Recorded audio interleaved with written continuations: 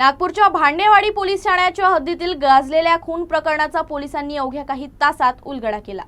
पतीच्या हत्येसाठी पत्नीनंच 1 लाख रुपयांची सुपारी दिल्याचं तपासात समोर आलं असून पत्नीसह 2 आरोपींना अटक करण्यात आली आहे।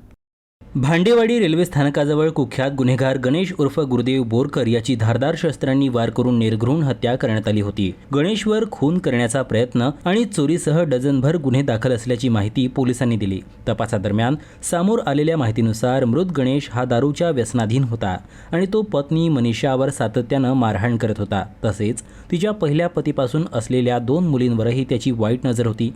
घराबाहेर गेल्यास जीवे मारण्याच्या धमक्याही तो देत असे, असा आरोप पत्नीनं केला आहे।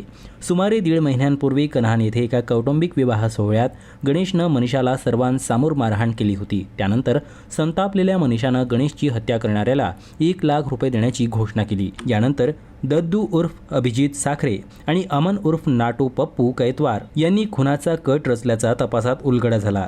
पोलिसांच्या माहितीनुसार मनीषानं दागिने विकून पैसे उभे केले आणि अमनला 50,000 रुपये आगाऊ दिले। त्यानंतर आरोपींनी गणेशची रेकी करून संधी साधत धारदार शस्त्रांनी त्याच्यावर हल्ला करून त्याची हत्या केली। या प्रकरणात पोलिसांनी मनीषा बोरकर आणि अभिजित उर्फ दद्दू साखरे यांना अटक केली असून चौकशीत मनीषानं कट रचल्याची कबुली दिल्याची माहिती आहे।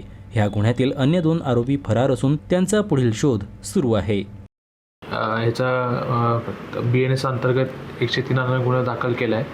त्या संदर्भात आम्ही संशयित आरोपी मनीषा गणेश उर्फ गुरुदेव बोरकर याला ताब्यात घेतले आहे। तर तिच्या चौकशी म्हणून इतर 3 आरोपी निष्पन्न झाले आहेत। तर त्यासाठी आमची टीम रवाना झाली आहे।